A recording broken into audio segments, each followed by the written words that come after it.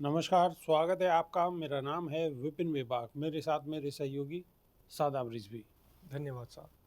राज्यसभा सदस्य कपिल सिब्बल ने उपराष्ट्रपति जगदीप धनखड़ द्वारा न्यायपालिका को लेकर की गई टिप्पणियों की आलोचना करते हुए शुक्रवार को कहा है कि ये असंवैधानिक है और राज्यसभा के किसी सभापति को कभी भी इस तरह का राजनीतिक बयान देते नहीं देखा गया था।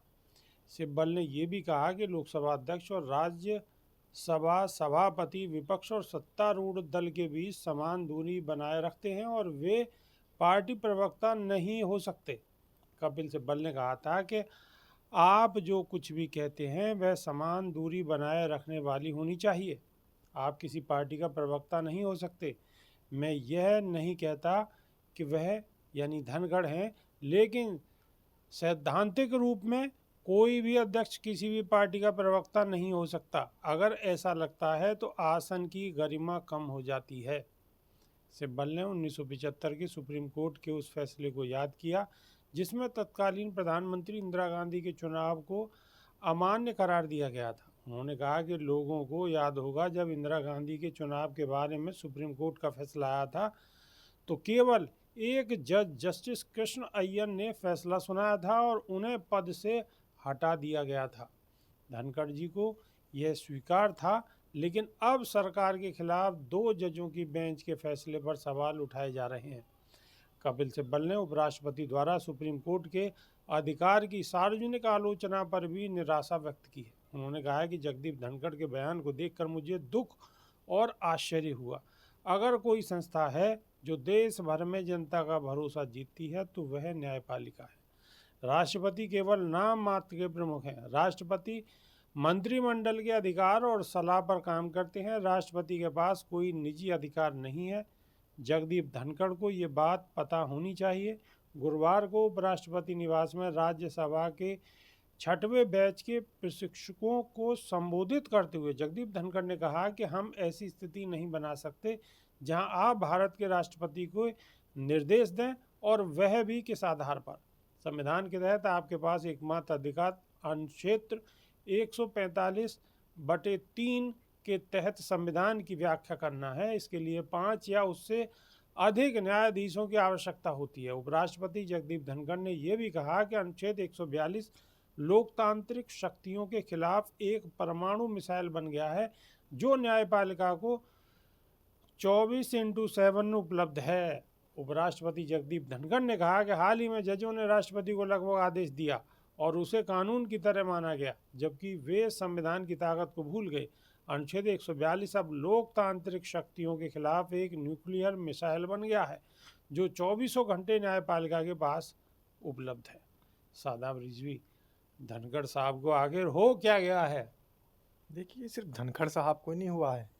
आप देख लीजिए जितने भी पद हैं, जिस तरीके के पद हैं, जैसे राज्यसभा के सभापति महोदय हों या लोकसभा के अध्यक्ष हों या फिर किसी राज्य के राज्यपाल हों, गवर्नर हों, वो सब सत्ताधारी पार्टी के पक्ष में बोलते ही क्यों नज़र आ रहे हैं।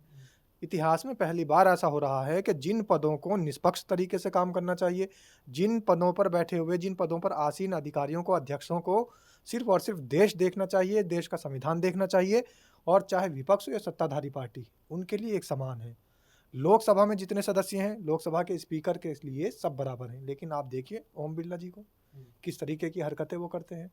तुरंत एकदम अपने आप ही इतना ज़्यादा जज्बाती हो जाते हैं कि विपक्ष के नेताओं के लिए तो तुरंत एकदम वो अनर्गल बयानबाजी करने से भी गुरेज नहीं करते, कुछ भी बोल देते हैं। सदन की कोई गरिमा नहीं, कोई मर्यादा नहीं, सिर्फ उनको दिखाना है कि मैं किस तरीके से सत्ताधारी पार्टी के पक्ष में बोल रहा हूँ, उनको सिर्फ ये दिखाना होता है।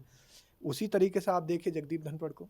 जगदीप धनखड़ सिर्फ और सिर्फ राज्यसभा के सभापति नहीं है, उपराष्ट्रपति भी हैं और राज्यसभा के सभापति भी हैं। तो राज्यसभा के सभापति का जो पद है उसकी गरिमा है कि विपक्ष हो चाहे सत्ताधारी पार्टी हो, जितने लोग भी राज्यसभा में पहुंचे हुए हैं, किसी भी पार्टी से पहुंचे हों, सदस्य हैं। और राज्यसभा के सदस्य चाहे वो जिस पार्टी से पहुंचे हों, उनका सबका समान अधिकार है, उनको सबको बोलने का समान अधिकार है। लेकिन समान अधिकार कहीं नज़र आता है, जैसे ही विपक्ष के सदस्य बोलते हैं तो जगदीप धनखड़ जो है वो उनको छुपाने में, उनको रुकाने में लग जाते हैं। और दूसरी तरफ उनका जो ये बयान आया है, जिसको कपिल सिब्बल ने तुरंत आड़े हाथों ले लिया है, तो इस तरीके की बयानबाजी से तो राज्यसभा के सभापति को वैसे ही बचना चाहिए, कानूनन भी बचना चाहिए। और राजनीतिक पैंतरों में तो बिल्कुल भी नहीं फँसना चाहिए। अब आप देखिए जितने भी राज्यों के राज्यपाल हैं, जितने भी गवर्नर हैं, वो क्या करते हैं? वो सिर्फ़ चाटुकारिता कर रहे हैं।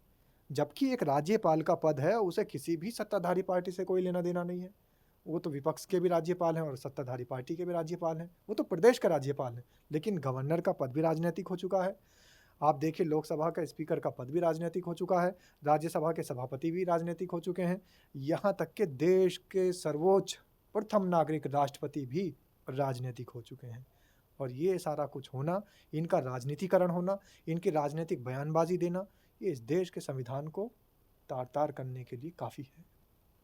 तार-तार करने के लिए काफ़ी है। धनखड़ साहब का दिल जहाँ धड़कता है, उनके खिलाफ बर्दाश्त नहीं कर पा रहे हैं। एक पिक्चर आई थी, उस पिक्चर में गाना था, नाच मेरी बुलबुल तुझे पैसा मिलेगा, कहाँ कदरदान तुझे ऐसा मिलेगा। हालांकि उस गाने का इससे कोई वास्ता नहीं है। आगे तो आप सब लोग समझदार हैं, समझ ही गए होंगे। तो अभी के लिए सिर्फ इतना ही। नई वीडियो में फिर रूबरू होंगे। बहुत बहुत शुक्रिया। नमस्कार। धन्यवाद साहब।